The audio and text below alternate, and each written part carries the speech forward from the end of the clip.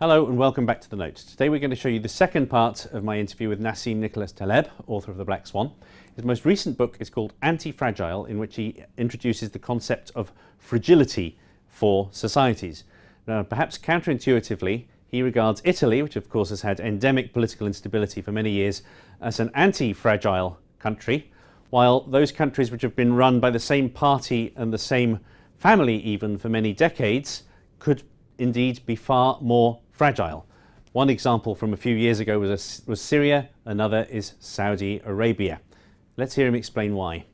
I compared Syria to Lebanon and of course Syria to Italy, and I said the country had no political volatility, Lebanon a lot of political volatility, and Italy a lot of volatility, Lebanon post-war. And then which country is going to be more stable in the future? Visibly, people told me the one that had no political volatility, and the same people who misunderstand markets, misunderstand political systems.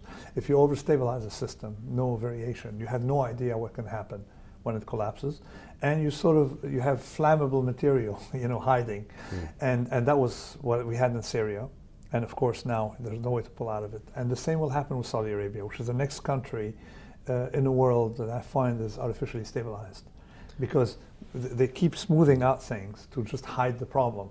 So you keep adding Novocaine. It's impossible to add Novocaine forever, okay? Right. And think you're going to cure a disease.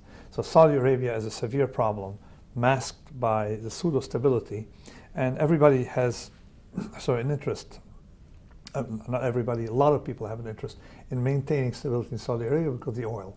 Yes. But the minute we don't need them for the oil, or they may have an internal problem, the whole thing will fall apart. So this is why we should never delay political volatility, political variation.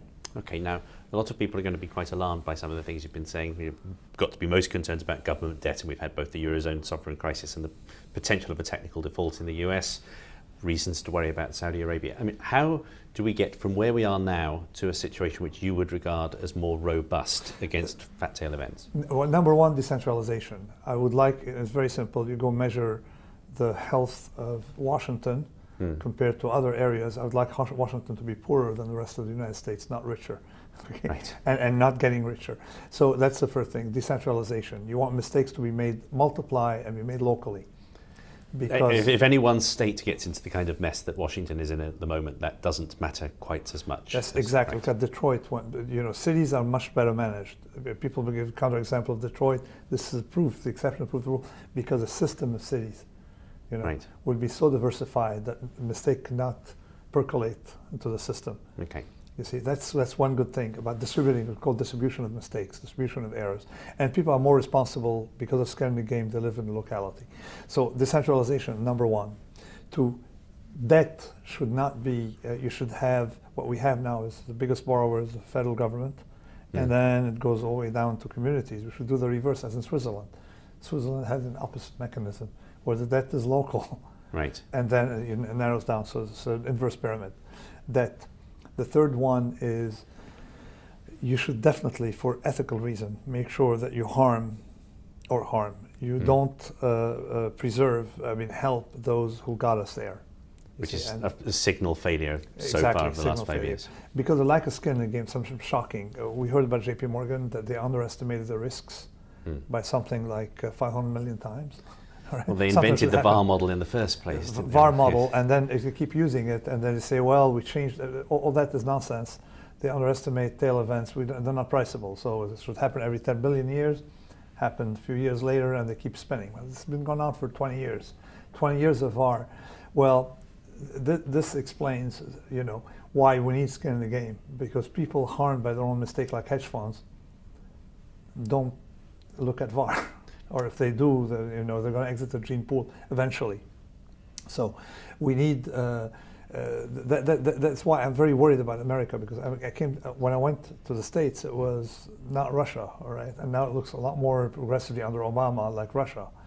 Okay. So this is why I'm sort of happy with what's happening now, that people are conscious that if the government wants more debt, they're the ones, the burden is on them, not us, So we'd like the government to periodically to come back with a plan. It's just like a corporation that has a debt addiction. You don't want a debt addiction. The other thing is the discourse is quite annoying because to me risk comes first because if you can't survive, right. Income, fragility is more important than growth. You see, people at a personal level follow that statement. When you get on a plane, the time is not, you wouldn't quadruple your probability of a crash to save 10 minutes, you see. Yet when it's other people's money, they tend to make that mistake, which is why it looks like the discourse today is much less risk-oriented than it would have been, say, 20 years ago. Okay, Mr. Taleb, thank you very much indeed. Thanks a lot for inviting me, and nice to see you again.